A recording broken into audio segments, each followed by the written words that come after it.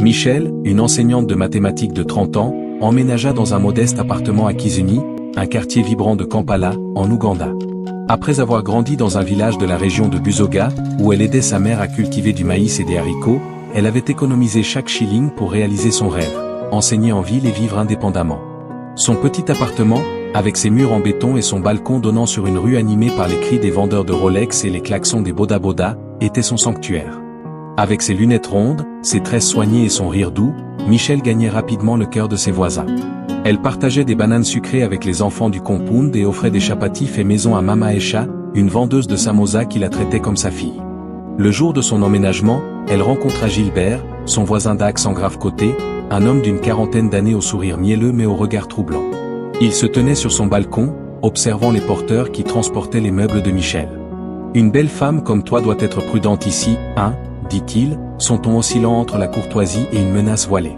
Michel, habitué à la chaleur communautaire de son village, répondit avec un sourire poli, pensant qu'il voulait simplement établir son autorité dans le compound. Elle rentra chez elle, rangeant ses manuels scolaires et ses tissus cantes, rêvant de décorer son espace avec des couleurs vibrantes. Les premières semaines furent remplies d'espoir. Michel passait ses journées à enseigner à l'école secondaire Saint-Mariès, où ses élèves l'adoraient pour sa patience et ses explications claires sur les équations quadratiques. Le soir, elle corrigeait des copies sous une lampe à pétrole, fredonnant des chansons de bébé cool, tandis que l'odeur de matok bouillie emplissait son appartement. Elle se lia d'amitié avec ses voisins, participant aux discussions animées autour du puits commun, où les femmes échangeaient des potins en Luganda et riaient des dernières nouvelles du marché. Mais l'attitude de Gilbert commença à la troubler.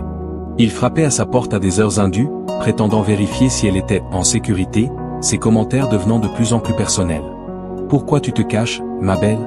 Sors avec moi un soir », lançait-il, riant comme si c'était une plaisanterie. Michel, mal à l'aise, renforça ses verrous et écourta leurs échanges, espérant qu'ils se lasseraient. Le comportement de Gilbert s'aggrava rapidement.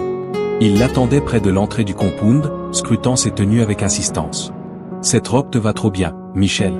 Tu veux rendre les hommes fous, hein ?» disait-il, son sourire masquant à peine une menace. Il glissait des notes sous sa porte, écrites à la main sur des bouts de papier froissé, « Sois gentil avec moi, et tout ira bien. » Michel, terrifié, jetait les notes dans une boîte en fer, incapable de les brûler par peur qu'il ne le remarque. Elle commença à éviter le balcon, à fermer ses rideaux même en plein jour, et à marcher vite lorsqu'elle rentrait de l'école. Au marché de Nakazero, où elle achetait des légumes et du poisson tilapia, elle entendit des rumeurs circuler. Gilbert racontait aux vendeurs qu'elle était arrogante et jouait avec les hommes, insinuant qu'elle recevait des visiteurs masculins la nuit. Certaines voisines, influencées par ses mensonges, commencèrent à la saluer froidement, et Michel sentit un mur d'isolement se dresser autour d'elle. Ses élèves remarquèrent son changement d'humeur, demandant pourquoi maîtresse Michel semblait si fatiguée. Elle souriait faiblement, cachant sa peur. Une nuit, alors qu'elle corrigeait des copies, elle entendit des pas près de sa fenêtre, suivis d'un murmure, « Michel, je te vois. » Son cœur s'arrêta. Elle cria, et les pas s'éloignèrent, mais l'incident la laissa tremblante. Le lendemain, elle confia son calvaire à Mama Esha, la voisine âgée qui vendait des samosas au coin de la rue. Mama Esha, les yeux pleins de compassion, révéla que Gilbert avait une réputation. « Il a chassé 2 jeunes femmes avant toi avec ses paroles et ses menaces », murmura-t-elle, ajoutant que beaucoup avaient peur de lui à cause de ses relations avec des voyous locaux. Elle conseilla à Michel de prier et de chercher des preuves. Michel emprunta une petite caméra à son collègue Denis, un professeur de sciences qui l'encourageait souvent. Elle l'installa discrètement près de sa porte, camouflée parmi des pots de fleurs. Elle changea ses habitudes, évitant de rentrer tard et portant des vêtements amples pour ne pas attirer l'attention de Gilbert. Mais la peur la rongeait, et ses nuits étaient hantées par des cauchemars. Le comportement de Gilbert s'aggrava rapidement. Il l'attendait près de l'entrée du compound, scrutant ses tenues avec insistance. « Cette robe te va trop bien, Michel. Tu veux rendre les hommes fous, hein ?» disait-il, son sourire masquant à peine une menace. Il glissait des notes sous sa porte, écrites à la main sur des bouts de papier froissé, « Sois gentil avec moi, et tout ira bien. » Michel, terrifié, jetait les notes dans une boîte en fer, incapable de les brûler par peur qu'il ne le remarque.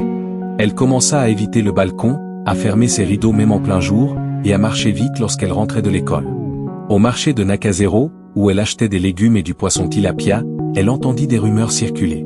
Gilbert racontait aux vendeurs qu'elle était arrogante et jouait avec les hommes, insinuant qu'elle recevait des visiteurs masculins la nuit. Certaines voisines, influencées par ses mensonges, commencèrent à la saluer froidement, et Michel sentit un mur d'isolement se dresser autour d'elle. Ses élèves remarquèrent son changement d'humeur, demandant pourquoi maîtresse Michel semblait si fatiguée. Elle souriait faiblement, cachant sa peur. Une nuit, alors qu'elle corrigeait des copies, elle entendit des pas près de sa fenêtre, suivis d'un murmure, « Michel, je te vois ». Son cœur s'arrêta. Elle cria, et les pas s'éloignèrent, mais l'incident la laissa tremblante. Le lendemain, elle confia son calvaire à Mama Aïcha, la voisine âgée qui vendait des samosas au coin de la rue. Mama Aïcha, les yeux pleins de compassion, révéla que Gilbert avait une réputation. « Il a chassé 2 jeunes femmes avant toi avec ses paroles et ses menaces », murmura-t-elle, ajoutant que beaucoup avaient peur de lui à cause de ses relations avec des voyous locaux. Elle conseilla à Michel de prier et de chercher des preuves. Michel emprunta une petite caméra à son collègue Denis, un professeur de sciences qui l'encourageait souvent. Elle l'installa discrètement près de sa porte, camouflée parmi des pots de fleurs. Elle changea ses habitudes, évitant de rentrer tard et portant des vêtements amples pour ne pas attirer l'attention de Gilbert. Mais la peur la rongeait, et ses nuits étaient hantées par des cauchemars. Michel décida de riposter d'une manière que personne n'attendait. Avec l'aide de Denis et Mama Aïcha, elle contacta Women's Voice, une ONG ougandaise luttant contre le harcèlement sexuel. Ensemble, ils conçurent un plan audacieux. Exposer Gilbert publiquement via une vidéo YouTube, amplifiée par une influenceuse locale, Sarah, connue pour ses reportages sur les injustices. Dans son appartement, entouré de ses manuels scolaires et des notes menaçantes de Gilbert, Michel raconta son histoire face caméra. Elle décrivit chaque incident ou les regards, les notes, les rumeurs, la nuit terrifiante ou sa voix tremblante mais résolue. Elle montra les images de la caméra et le message cloué à sa porte, ses mains serrant le bracelet de sa mère pour se donner du courage. Ce qui choqua le public, ce fut son geste final. Au lieu de demander justice pour elle seule, Michel appela toutes les femmes du compound à briser le silence lors d'un rassemblement public, retransmis en direct sur YouTube. Elle défia Gilbert de s'expliquer devant la communauté, un acte révolutionnaire dans un quartier où les victimes de harcèlement gardaient souvent le silence par honte ou peur. « Je ne suis pas seule », déclara-t-elle, les yeux brillants de larmes. « Nous méritons toute la paix. » La vidéo, intitulée « Harassée par son voisin, ce qu'elle a fait va vous choquer », devint virale en quelques heures, accumulant des dizaines de milliers de vues. Les Ougandais, indignés, inondèrent les commentaires de messages de soutien, « Michel, tu es notre héroïne » ou « Gilbert doit payer ». Sarah et Women's Voice partagèrent la vidéo sur les réseaux sociaux, attirant l'attention des médias locaux et même de chaînes nationales. Des avocats bénévoles contactèrent Michel, offrant leur aide pour porter plainte. Le jour du rassemblement, le compound de Kizini était méconnaissable. Des voisins, des activistes, des élèves de Michel et des journalistes s'entassaient dans la cour, sous un soleil brûlant.